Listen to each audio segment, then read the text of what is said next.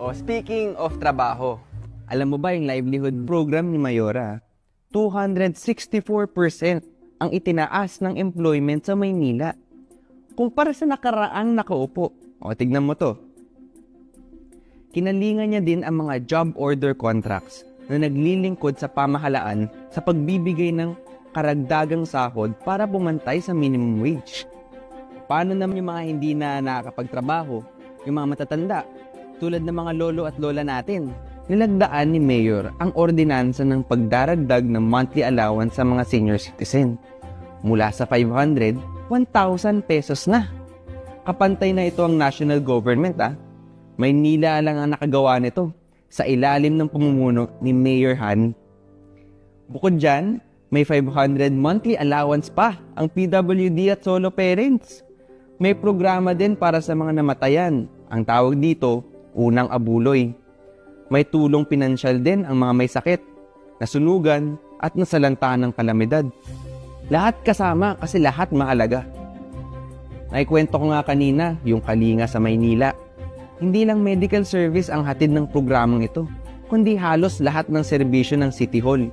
At namimigay din sila dito ng rice subsidy. Sa data, nasa 100,000 na ang nabigyan sa 500 na barangay na napuntahan nila. Teka. Overloaded na yung utak ko sa dami ng sinasabi mo. Sabi mo naman kasi, walang nagawa. Sabihin na nating maraming nagawa. Pero, iba pa rin tong lodi ko Kaya bang gawin ng nakaupo na magpatayo ng matataas na pabahay ng kondo? Hindi. Kitams, alam na this. Lopa na, panalo na. Tungka na lang sa gidli. Hindi. Dahil hindi naman siya magproproyekto ng napakamahal at inutang pa. Tapos, konti lang pala ang makikinabang. Eto ang totoo. Alam mo ba, na sa ginawang 7 pabahay ay nagkaroon ng utang ang Maynila ng halos 6.4 billion? At sa halagang yun, 1,615 lang ang nakinabang. Lumalabas na bawat isang unit ay nagkakahalaga ng 3 million to 5.5 million ang isa. Ano naman, pwede naman bayaran yun ng mga tao na nakatira doon. Iikot lang din ang pera.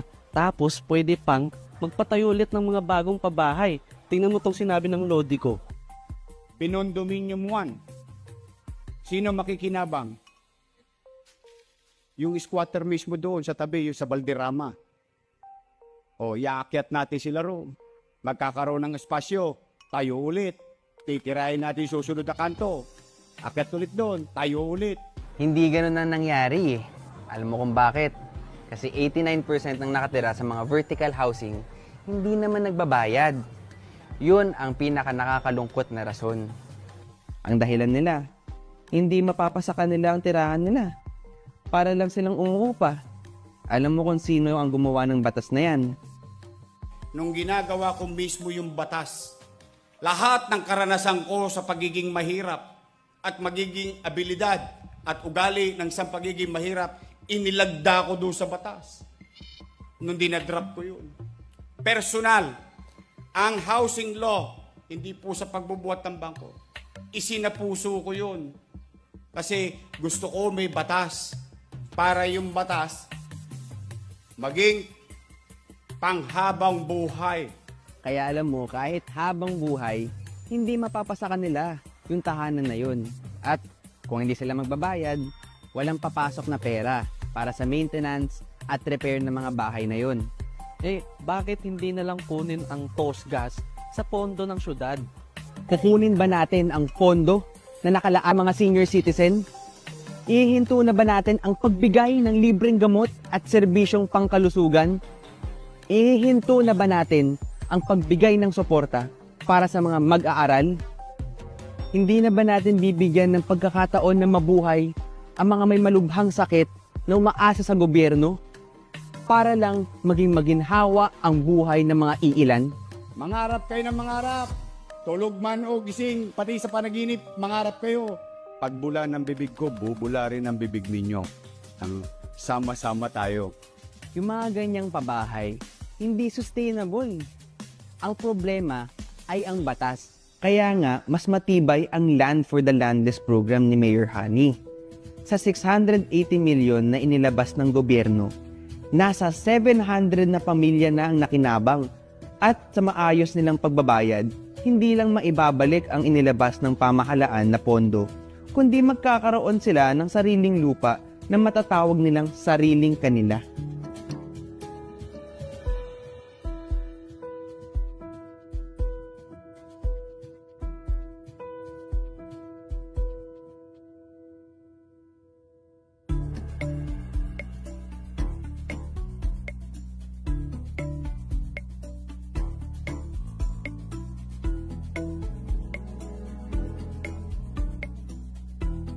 Sabi hindi. Ano bang pangarap mo sa buhay? Sabi ko, boss, total pangarap lang naman to, usapang laway lang. Sabi ko, sasagad-sagarin ko na. Sabi ko, gusto ko maging presidente. Gusto ko maging presidente. Gusto ko maging presidente. Gusto ko maging presidente. Sabi ko, gusto ko maging presidente. Sa kabila ng malaking pagkautang ng pamahalaan, humahanap ng paraan si Mayor na maipahatid sa tao ang tulong mula sa pamahalaan, mula sa masinop na pamamalakad sa pondo. Nakapagpatayo pa rin si Mayor Hani ng mga kailangang infrastructure projects sa syudad. O ilan dito ay ang upgrading, concreting, and drainage improvements of Lagusnilad Underpass, Manila Animal Clinic and Shelter, Pet Crematorium and VIB Satellite Clinics, Kamada Building at Manila Boys Town Complex, New Police Station sa Gagalangin, Tondo, New Fire Station sa Baseco, Baseco Evacuation Center, Delpan Evacuation Center, Rehabilitation of Hospital ng Tondo, Santa Ana Hospital, Bagong Hospital ng Maynila, at yung Gat Andres Memorial Medical Center, Vitas Slaughterhouse Waste Management, New Pretil Market Redevelopment, Kalinga sa Maynila Center, redevelopment of 8 Manila Tourism Hubs. Sa lahat ng yan, wala pa rin bang nagawa ang isang Hani Lacuna? Meron palang nagawa.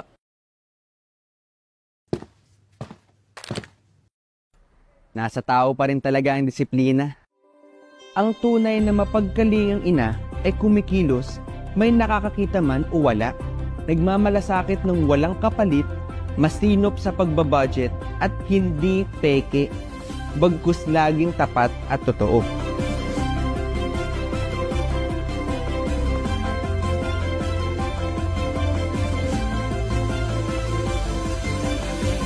Kaya huwag maniniwala sa chismis, sa fake news at scam.